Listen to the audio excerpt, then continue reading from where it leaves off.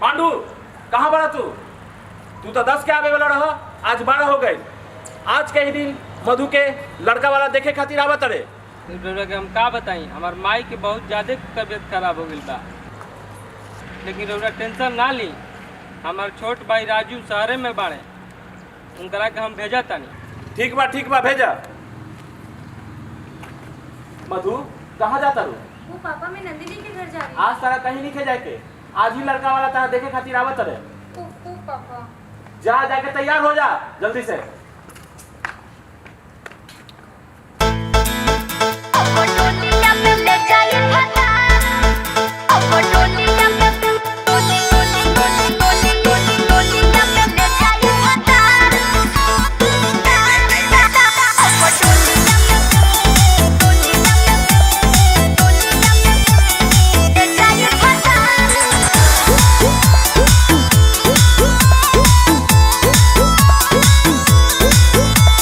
प्यार पर भरोसा नहीं यार कैलू, काहे इंतजार न हमार कैलू।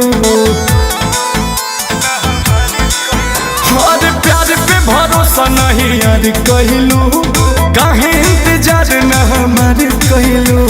हमरो तो पीछे बा घर परिवार, कबो तले हमरा के राखी कुमार। तू तो कुछो न कर पहिबा,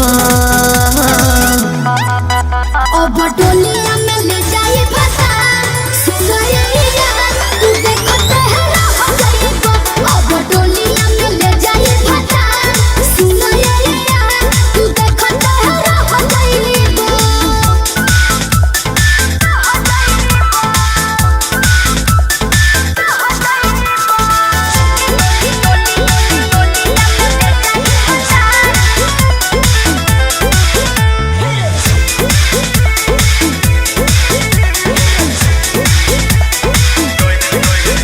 कैसे तू छोड़ के जैबू हो, चल जैबू हो। हमरा बिना का रह पैबू हो, रह पैबू हो। कैसे तू छोड़ के जैबू हो, चल जैबू हो। हमरा बिना का रह पैबू हो, रह पैबू हो। रो रो के खाली तू कहेला बात, चली के घरे मोर मांगे में हाथ जान जदी तू घबरइबा। अब डोलिया में ले जाई फसा सुनैया। तू देखो तेरा हो जाइबा, अब डोलिया में ले जाई फसा सुनैया। तू देखो तेरा हो जाइबा।